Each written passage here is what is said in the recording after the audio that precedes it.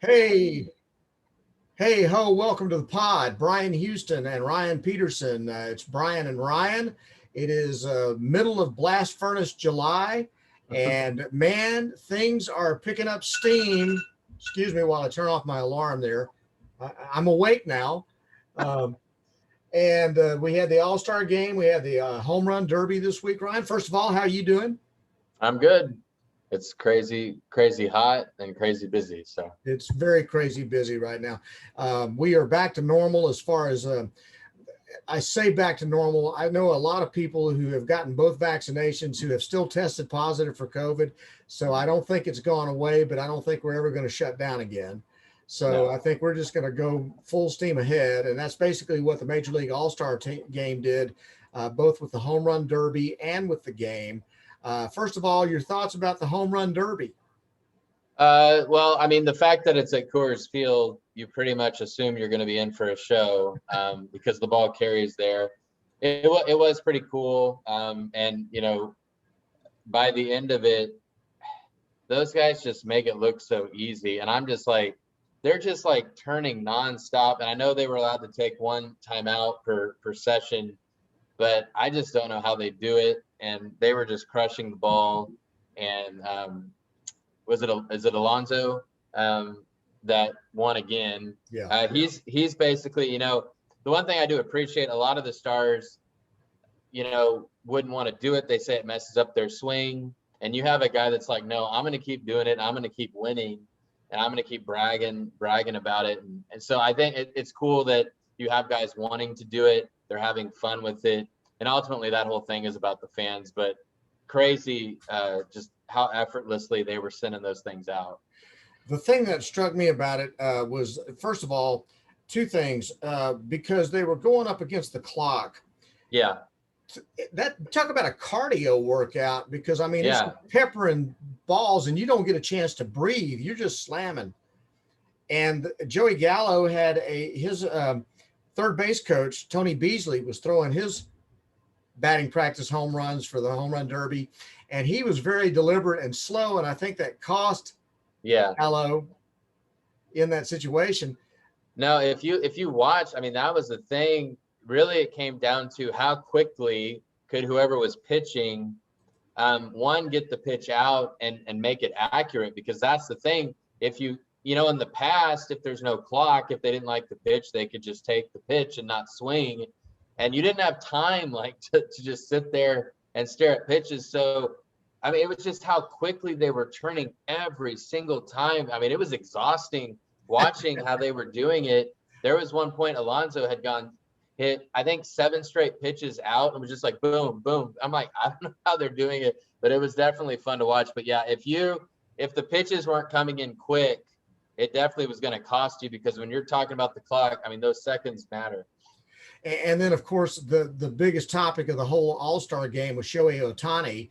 And I was shocked that he took part in the home run derby, because, man, as much as they were turning and the torque, I'm thinking, okay, you're going to pull your rib cage, and not only are you going to not be able to hit, but you're not going to be able to pitch.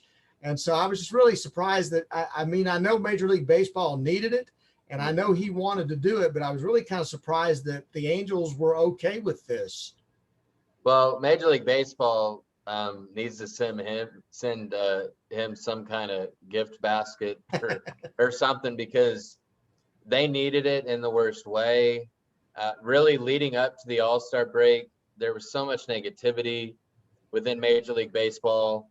I mean, several different things. I mean, and this top story in the last several weeks had been umpires searching pitchers for, are they doctoring the ball, and all these other things. And it did genuinely feel like the last few nights, it was good. It was exciting. It was fun. It felt like, I don't know, it felt like baseball when I was younger, at least for a couple of days. Now, I don't know that that's going to sustain, but they needed it. And having a star like him, and the funny thing is, I really honestly, because I don't follow baseball until we really get into the summer, and I had not followed them at the beginning of the year. This just shows how poorly Major League Baseball markets anything. you have a guy doing something we've never seen. Right. I mean, Babe Ruth didn't even put up the numbers that he's doing pitching and hitting together. It's unbelievable. And you can't help but like him. He's very likable. I know he has a translator, but he's still a very likable. Doing this for the fans, like you said, he didn't have to do that. I think a lot of stars would not have done that. But he's definitely a breath of fresh air, in my opinion. And it's pretty cool to see something that we've never seen in sports.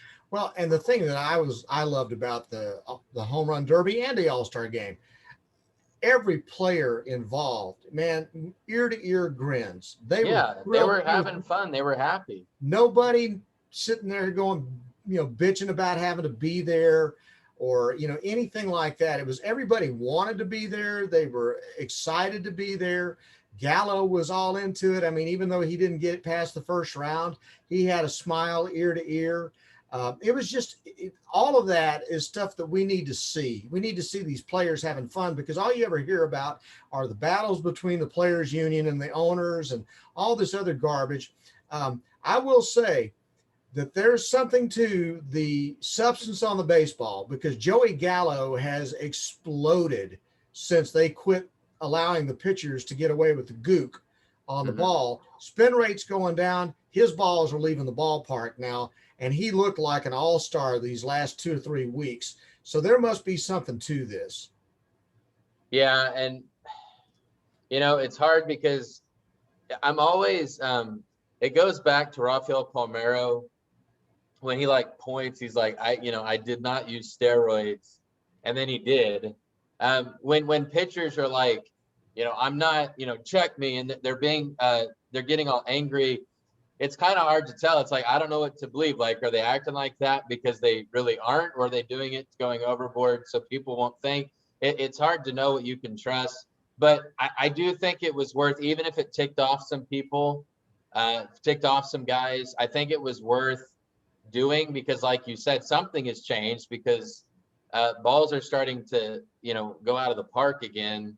And we need it, because it got to the point games have been unwatchable. I mean, and I'm not the one saying it. We're talking Hall of Famers are saying, like, the game of Major League Baseball is unwatchable right now. So hopefully the guys that have been doing it, it's going to be stopped. But it still wasn't a good look, because it was like they were checking any pitcher that was dominating was being checked multiple times in a game. And it just looked bad. Talking about Joey Gallo, the Rangers have busted this thing down like the Astros did. They wanted to bottom it out, rebuild the entire organization, and to do that, that means you've got to suck for 3 or 4 years. But you got a guy here in Gallo who's still a young player whose best days are still ahead of him. He is obviously a superstar, a franchise player in today's game. And the Rangers have a very difficult decision. With Ryan Griffith, the pitcher, he's older. I fully expect him to get traded later on this year. He's get second in the league in ERA. But with Gallo, I think they could get a haul, like a Mark Teixeira haul for him. But at the same time, man, I hate to see that guy leave the ball. He wants to stay with the Rangers. How many players want to stay with the Rangers? And I would love to see them find a way to work this out. They drafted Jack Leiter, the pitcher from Vanderbilt, the other day. I think that guy's maybe a year and a half away from being in the major leagues. And I just think Gallo's still young enough. He can be part of the resurgence of this baseball team if they put it together right. What do you think? Man, the thing is, I don't know what the right answer is. Because the reality is, though, if you look, like, it is really difficult with the new playoff setup since they instituted 2 wild cards. It's really difficult to be completely out of it at the All-Star break.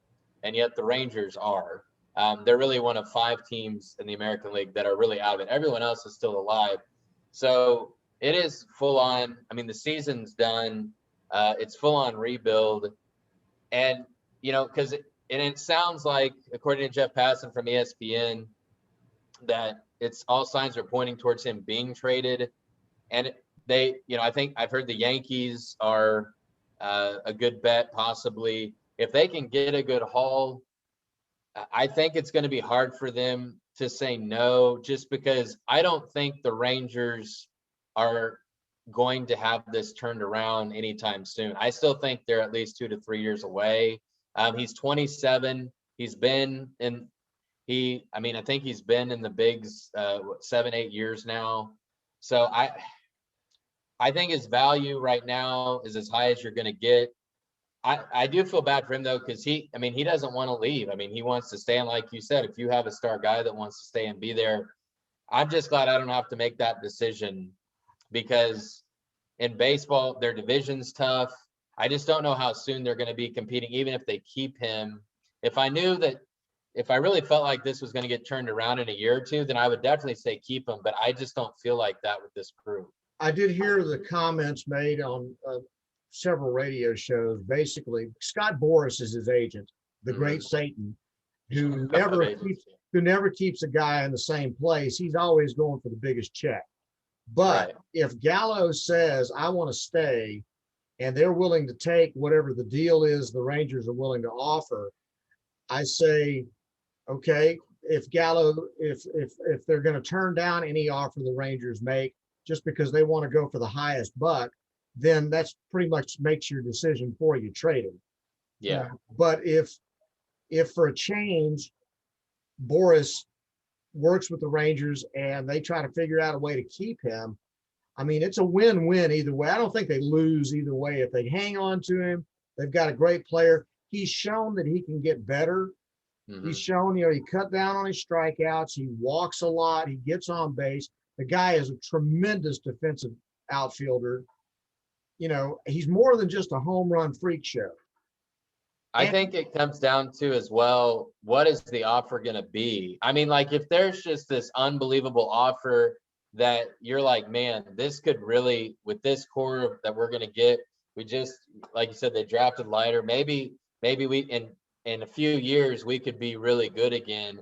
But unless I think for me, and especially as a fan, you don't like seeing the best players go away, because it's like, okay, well, what are we watching the rest of this year? What are we watching next year? We have a good player. You develop an all-star and then you get rid of them.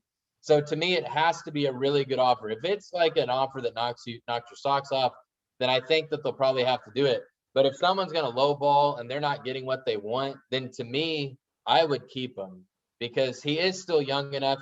He's got time left. He wants to be there. And if he wants to be there and they can make it work with his agent, Boras, which, he's historically tough to negotiate with, then yeah, I would keep him. But I think it's going to come down to how desperate are some of these teams trying in contention or wanting to get in. How desperate are they going to be with an offer to try to, get the Rangers to budge? I think there's one other question you have to ask. How much do you trust the Rangers organization? Because you never hear from the owners. So you have no idea what direction they're willing to go. You have no idea whether they're actually willing to spend money to put together a product on the field, even though they've been given a ballpark they didn't need. Although I'm thrilled about the AC, haven't gone there yet, but ultimately, they got a money machine in that stadium. When are you going to start seeing that money getting turned into players on the field? The one big thing I've seen concerned about with Jack Leiter is, hey, he's a great pitcher, and he was almost a no-brainer pick at number 2. Are they going to be able to sign him? That shouldn't even be a question. Yeah, because if you don't know, then you should have never picked him. That's why the baseball draft is so different and unique compared to like the NFL. But yeah, you don't draft a guy unless you know, especially at 2. Right. Unless you're going to, or you're going to be all in, we're going to do whatever we have to do to get him. And man, this kid's major league ready. He's gotten the genes from his dad. He knows what the game's like. He knows how to put in the work. He's, and he's only a sophomore coming out of college. So, he's young and he's dynamic. And I can't tell you the last time the Rangers developed a homegrown ace. Kenny Rogers is the only guy that comes to mind. I don't consider Kevin Brown that way, because Kevin Brown was a pain in the butt that wanted to get out of here as fast as he could. So I just don't even consider him, because his best pitching performances, he took them elsewhere. So, Yeah. Rogers was the only guy that came through the system and stayed with the Rangers and was a bona fide all-star ace while he was here.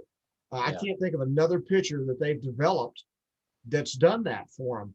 And they really need to hit on a guy like Leiter. All right, one other thing that was interesting, because we both have talked about this. We talked about it when we talked about how much we enjoyed watching the College World Series because it looked like baseball. It looked like the baseball game we grew up watching, hit and run, great defense, bunts, stolen bases. Geez, there's something other than home runs and strikeouts. Rob Manfred did his State of the Baseball address on Monday at the All-Star Week, and they talked about recognizing that these things that baseball has evolved into are turning fans off. And so he started throwing out the ideas of what they're already considering. The first thing was banning the shift. What do you think about that? So I hate the shift. As a fan, I hate it. I cringe every time I see it. But all that being said, it's also annoying that hitters can't make a team pay. And that's the thing. So I kind of feel like you're rewarding, if you make that a rule, you're rewarding hitters for not being good enough. Right. So it's just very difficult. So it's the same logic, Ryan, why I've always been against playoff expansion for college football, but ultimately you see that the game was being hurt. Yeah. So you almost had to, whether you like the rationale for it or not, you have to do something. Right. And that's a good way of looking at it. And it has to be done. I mean, I'm not a fan of expanding the playoff, but ultimately, if you're going to grow the game of college football, you got to open it up. With baseball, I talked to Levi Weaver from The Athletic a couple of days ago, and his thought about it. I asked, where do you draw the line? I mean, does that mean that managers aren't going to be able to move the outfielders and like we've always seen? And he said, I think the rule basically is going to be, you got to have 2 infielders on the left side of second base and 2 on the right side. Right. And you got to keep the guys on the dirt. They can't go out into the outfield, but they can come up to play the ball on the infield. Okay. So that gets you back to baseball. Yeah. Now you can shave over, you can fade over to second base, towards second base, but you can't have 3 infielders over on the right side of second base. Right. Which and is that's what they did at Gallo. Yeah. I mean, that's what's so ridiculous when you see there's like 4 guys. I mean, I just shake my head and I don't understand how a professional hitter can't make them pay. Why would you not lay down a bunt? I know. It makes no sense to me. And that gets back to what I'm talking about. It's like swing for the fences or nothing. Yeah. Which drives me crazy. He also mentioned that he felt like analytics were kind of stifling and choking the life out of baseball. I saw my son and I last Saturday were together in San Antonio, and they just happened to have the Astros-Yankees game up, and Garrett Cole was pitching for the Yankees, former Astros ace. Right. Garrett Cole pitched he didn't make it a complete game. He was into the 9th inning throwing, it was a 1-0 ball game, and he was up over 120 pitches, and they left him in the game. I think they finally pulled him with 128 pitches in the ball game. And so I'm confused.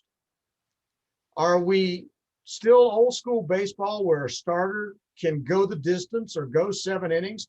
Or are we this game where you put a guy out there to start the game and he only pitches 1 inning, and then you bring in another guy to come in and pitch middle relief for 3 or 4 innings? I am very confused with what the strategy is anymore with baseball. Well, and it's amazing that he was still in, because you don't see that anymore. In the playoffs last year, I would argue that cost Tampa Bay in the World Series. Is that kind of ridiculous? Listen, it was so refreshing, because when Boone came out and was going to take him out of the game, he looked like Nolan Ryan. He was basically saying, get your back in that dugout. Yeah. He was not coming out of the ball game.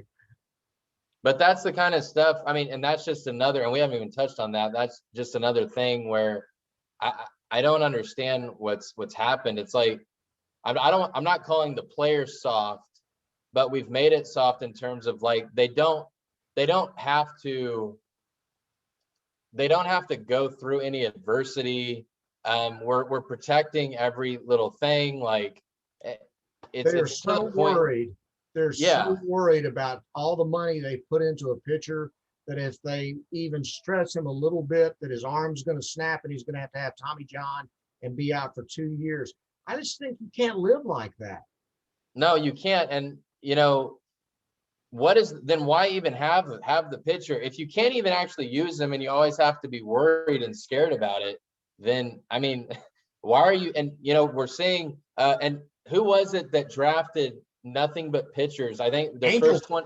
Angels, Okay, 20 draft picks, all pitchers. 20 draft picks, all pitchers, which is hilarious and awesome. And I hope it works out for him because I think it's one of the coolest things I've seen. But why are you putting so much into that position if you're always scared and worried and you're never going to let the guy be what he can be? Here's the prop bet too. Over under 3 pitchers make it to the major leagues. Yeah. Out of 20, I guess I would go over, but I wouldn't feel great about it. NBA playoffs have almost gotten lost in this. They've had such a long break since Sunday, and they resume. We're recording on Wednesday because we wanted to get into some of this All-Star stuff. But right now, it's been a great series. I don't know if anybody's watching it, but Giannis has been fantastic. The Suns, man, the other night I watched it at one point toward the end of the first half on the ball game I watched last Thursday or Friday. They had a possession where they made 10 passes leading to an open layup. And I felt like I was watching the 60s Celtics. It was so great. And I'm thinking, gee, mid-range jumpers, making the extra pass. I'm just, what's happened to this game? I'm suddenly enjoying it again, Yeah, and that's, the sad thing is, and a lot of people have made fun of, the teams, the markets that are in the finals. But I mean, purely as a basketball fan, it has been fun. The Suns are fun to watch. They're young. The cool thing is they should be around for a long time because their core is all very young. That's what they're doing is amazing because this doesn't happen. You usually have to pay your dues in the playoffs before you can get into a finals and possibly win. The Bucks play a little bit different style, but Giannis, who takes a lot of heat, but he's been great. I mean, he's putting up crazy historic numbers in the finals as well. And that's the thing. The Bucks are still very much in it. We're recording this Wednesday, so Game 4 is tonight. If they win, I think it's a very good chance they can win tonight and even up the series, and then it's a best of 3. But it's been fun to watch. But I don't know how many people are watching it, and I know the ratings have been bad. The NBA is, I think they're still searching. I don't know that they're ever going to recover with what's happened the last 2 years. So a lot of people have been turned off, but it's been a fun finals for me to watch, even though the two teams are not the marquee teams. Well, I will say this. LeBron won his championship when he was in Cleveland, the first one. And so you can be in a small market and still get huge attention. I think Giannis is that kind of guy. The mere fact that this guy is playing is astonishing. That's a great point. I didn't even say, he shouldn't be playing. That hyperextended knee, I'd be in the hospital with a cast on my leg for the next 6 months. This guy's out there putting up 40 points a night these last 2 ball games. Yeah, and I thought Bryan, after the going into the first game, I was thinking, well, he's basically just going to kind of be a decoy. No. And he wasn't great in game 1, but it was kind of like he had to get his feel for it. Yep. And then the last 2 games, he's been unbelievable. And to think, there were sports doctors saying on Twitter, like, there's no way he can play. And he's doing it at this level. It's absolutely incredible. The only thing you have to wonder about, because it happens with the Bucks every time, when Giannis is not available, Chris Middleton steps up, Drew Holiday steps up, they all play. when Giannis is in the game, they all back off and just kind of stand back and watch. And you know, you want to see somebody assert themselves and be the guy that helps him out. And if they get that, then I think they're every bit as good as the Suns. The Suns are deeper. Chris Paul is playing Hall of Fame basketball right now. I'm not a fan. I think he's a dirty player, but he's playing great point guard right now. Yeah, and he would deserve to win an NBA Finals. I mean, this is a guy that has been with so many teams and been an all-star for a long time and just could never get over the hump. No one thought that the Phoenix Suns, you know, when he got shipped to Phoenix in the offseason from Oklahoma City, no one thought that this is where they'd be, and he'd be the straw that stirs the drink, if you will, because obviously Devin Booker is going to be a superstar. Ayton is going to be a really good player, but Chris Paul is the one that's putting all this together. He's the veteran presence that this group of young kids, he's the reason that a group of young kids with no playoff experience are able to make this run. And honestly, for me, throughout this whole playoff, I think Chris Paul's story is the most amazing to me because, I mean, you know, I honestly wrote him off when he left Houston. I thought he looked too old his last season with the Rockets. He goes to Oklahoma City. He takes a terrible Oklahoma City team, really, in terms of talent, to the playoffs last year. And then he gets into Phoenix, who was not in the playoffs, and now they're in the finals. So he deserves a lot of credit because of what he's done. He didn't go to a dream team. He went to a group of young players that were talented, but had never even been in the playoffs. And now they're 2 wins from winning it all. Last thing, and then I'm done. If you have something that you want to add, then feel free. But Big 12 Media Days start on Thursday. Oklahoma, in its infinite wisdom, decided not to bring the face of college football to the press conferences. Spencer Rattler is not coming. I did not know that. They're leaving him at Norman. What was the rationale on that? I have no idea. Yeah, you'll have to ask Lincoln Riley. That makes no sense. This guy he's this year's Trevor Lawrence. As far as, you know, known quantity that you're expecting to see some special things from today. And he's probably the biggest star in the Big 12 right now. So I don't get that. Yeah, for sure. But, and the SEC Media Days are next week. The point I make about this, I've gone to SEC Media Days. I've gone to Big 12 Media Days. The thing, it gets your juices going. You know that football is right around the corner. When you get through Media Days, it's talking season. I get that. But you know it's coming. And I can't wait. Yeah. Yeah. And before we started recording, you had pointed out to me that the Cowboys report was in 9 days. 9 days. And I've been so preoccupied with other stuff, I hadn't even realized. I mean, that's crazy. So yeah, that's exciting. College football, I'm excited. And we should have, knock on wood, we should have a more normal, I guess, camps than we did not have last year. So, and a normal schedule, which we did not have, obviously, and everybody playing from day one. Right. The one thing that I was alarmed by was reading about the Cowboys not having 85% of their team vaccinated. Because of the NFLPA and their arrangements, the agreement they made with the NFL, the players that are not vaccinated are going to have to wear masks. They're going to have to be sequestered from the team when they're not in practice.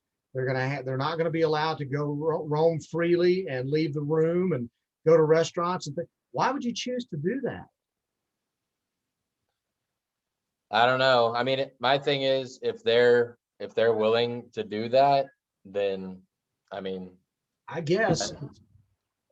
But I do think, though, the one thing I still don't understand is we make these rules for those that aren't vaccinated, but we keep having people vaccinated testing positive. Yes. So that's the one thing I don't really get, but that's above my pay grade. Yeah, and this far beyond the intelligence of this podcast for sure. So we're not the three that watch. I'm talking about the two that are hosting. So, all right. Anything left in your bucket before I turn this thing loose? No, the only other thing, but we already moved on from basketball. Team USA lost 2 exhibition games, which, you know, I keep hearing all these excuses, and I'm like, there. I mean, well, Nigeria has NBA players. Yeah, Nigeria has NBA players we've never heard of, and they just beat a team. And again, this isn't like the U.S.'s A team, but you have Kevin Durant, Dame Lillard, Jason Tatum, and you're still losing. Doesn't bode well. They did finally win their third exhibition game because they lost 2 in a row. Then they beat Argentina last night. But I don't think this bodes well for the Olympics. Well, I know one thing. It's definitely bringing out the best in Pop. If you ask him about it, he's not real happy when you start asking about why they're losing these games. Well, after the first loss, he said he thought he was kind of glad it happened and maybe the best thing for them. They didn't lost again the next day. So yeah, and I don't know if that was good for them too. Then he went full Bill Belichick on whoever the reporter was. That it was the same guy that he had talked to the day before, and he went off on him. So, well, we're back to normal now. Nice to see Pop back feeling good and rocking along. So, Ryan, good to talk to you as always.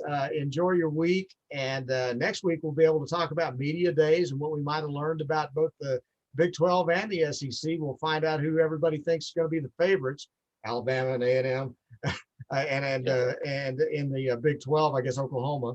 So pretty much. But anything going on, and we'll look forward to talking to you next week. Hope you have a great week.